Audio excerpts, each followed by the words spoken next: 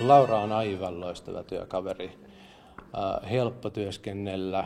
Meillä on tosi paljon samanlaisia näkemyksiä ja sitä kautta niin kuin todella mieluisa kollega. Asko ymmärtää puolesta lauseesta.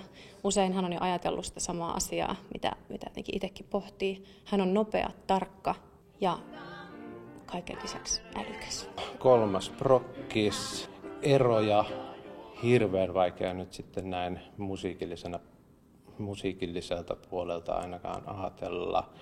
No ainakin koko ajan on menty eteenpäin ja kehitytty erilaista matskua ja orkestraatio on nyt, että ollaan saatu sello ja viulu tuohon pianon mukaan. Se ero tulee varmaan siitä, että minkälaisella fiiliksellä lähtee tekemään. Että ensimmäistä juttua lähti tekemään täysin tyhjältä pöydältä. Kaikki tekotapa, ne ihmiset, joiden kanssa työskentelee, se, että minkälaista tuotetta tai teosta rakennetaan, kaikki oli hakusessa.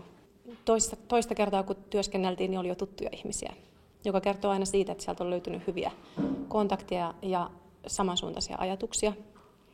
On vähän varmempi olo, että nyt ehkä 3. kerralla on tosi hyvä ja varma olo työryhmästä. Musiikillisia haasteita varmaan olen itse vähän syyllinen sitten niihin haasteisiin, että on ehkä hieman vaikeampaa laulettavaa, että siinä on haasteensa. Ne on varmaan samat haasteet kuin aina.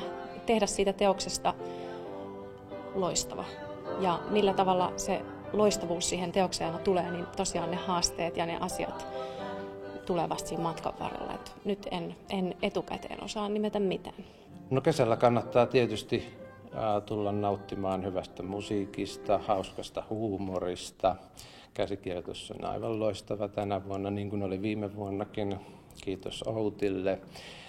Ja niin, meitä ei sateet haittaa, että siinäkään mielessä niin ei ole mitään syytä, miksi ei tulisi.